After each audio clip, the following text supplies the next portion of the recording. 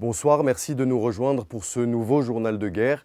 Au 389e jour de la guerre, voici les principaux faits de la journée à 19 h, heure de Beyrouth.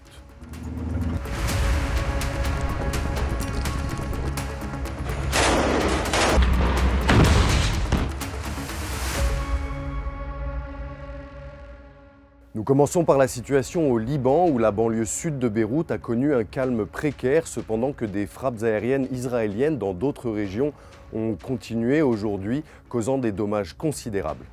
Dans le sud du Liban, 2 frappes ont ciblé le complexe Saïd al-Shuhada à Haret Saïda, provoquant d'importantes destructions. Par ailleurs, un drone israélien a ciblé une voiture sur la route de Beit al-Siad et al-Amiriya, au sud de la ville de Tyr. Les informations préliminaires font état de plusieurs victimes. Il faut aussi noter que pendant cette journée, des raids ont visé plusieurs villes, notamment Sha'ra, Majd al-Slim, Khiyam, Shehin et Kafra. En outre, 11 frappes aériennes ont été enregistrées sur la ville de Yuhmur al-Shakif, détruisant plusieurs maisons dans la ville. Au moins 2 victimes ont été signalées. La ville de Jba a également été soumise à au moins 9 frappes aériennes cette nuit, entraînant la destruction de 12 bâtiments et habitations civiles. Une attaque de drone a été aussi enregistrée à Habouch, où des blessés ont été signalés. D'autres attaques incluent des frappes sur Sheba, Barachi, Al-Ansar et Hana Arnoun. Dans la vallée de la Beka, un raid a ciblé Ta'albiya cet après-midi. Cela fait suite à un bombardement intense de plusieurs villages du district qui a fait au moins 63 morts et des dizaines de blessés. De son côté, le Hezbollah a annoncé avoir ciblé des colonies, celles de Dalton, Ma'al Tashia, Hanita et Kiryat Shmona.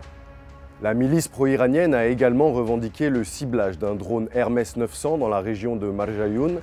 Il a aussi visé des rassemblements de soldats israéliens dans plusieurs bases, notamment la position navale de Ras al-Naoura et la base de Beit Hillel. Par ailleurs, des véhicules de l'armée israélienne ont atteint les abords est de la ville de Khiyam, où 2 chars et un bulldozer ont été repérés. C'est à cet endroit que le Hezbollah a affirmé avoir stoppé leur tentative de pénétrer dans le village, forçant l'armée à battre en retraite et causant des pertes dans leurs rangs. De son côté, l'armée israélienne a annoncé que 12 soldats avaient été blessés au cours des dernières 24 heures, dont au moins 7 sur le territoire libanais. Elle a également déclaré avoir attaqué, je cite, 110 positions du Hezbollah au Liban. Aussi, la chaîne israélienne Channel 12 a annoncé que les infrastructures de la colonie de Metula ont été totalement détruites. D'autres médias israéliens ont rapporté qu'un drone s'est écrasé dans une gare dans la ville de Nahariya après que les sirènes ont retenti. Au moins une personne a été blessée. On passe maintenant au bilan humain depuis le début de la guerre à 19 h, heure de Beyrouth, où le ministère libanais de la Santé a rapporté que 2710 personnes ont été tuées et 12 360 autres blessées en raison des attaques israéliennes sur le pays depuis le 8 octobre 2023. Du côté de Gaza, le ministère de la Santé de l'enclave a signalé qu'au moins 43 061 Palestiniens ont été tués depuis le 7 octobre. En Palestine, dans la bande de Gaza, le conflit atteint de nouveaux sommets de violence. Une frappe israélienne nocturne sur un immeuble familial de 5 étages à Beit Lahia a causé la mort de 93 personnes, principalement des femmes et des enfants selon la défense civile. Près de 40 personnes restent encore ensevelies sous les décombres. Cela exacerbe le drame humanitaire qui sévit dans ce territoire. Les blessés, pour la plupart, sont des enfants. Ils ont été acheminés à l'hôpital Kamal Adwan, où les ressources médicales sont désormais quasi inexistantes. Depuis le 6 octobre, on rappelle qu'Israël mène une offensive d'envergure dans le nord de Gaza pour y déloger le Hamas. Mais les pertes civiles sont extrêmement lourdes. Passons maintenant aux nouvelles de la région, où les rebelles Houthis du Yémen, soutenus par l'Iran, ont revendiqué une attaque de drone sur la région d'Ashkelon, au sud d'Israël.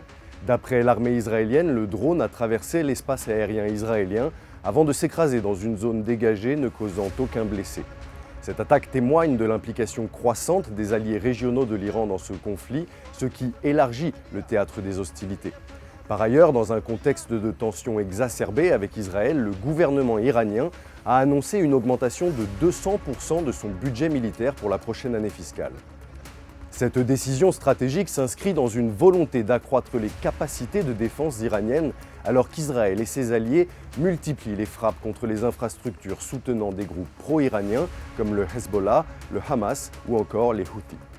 Sur le plan diplomatique, une vague de condamnations internationales a été déclenchée suite à l'adoption lundi par le Parlement israélien d'une loi interdisant les activités de l'UNRWA, l'agence de l'ONU pour les réfugiés palestiniens en Israël et à Jérusalem-Est.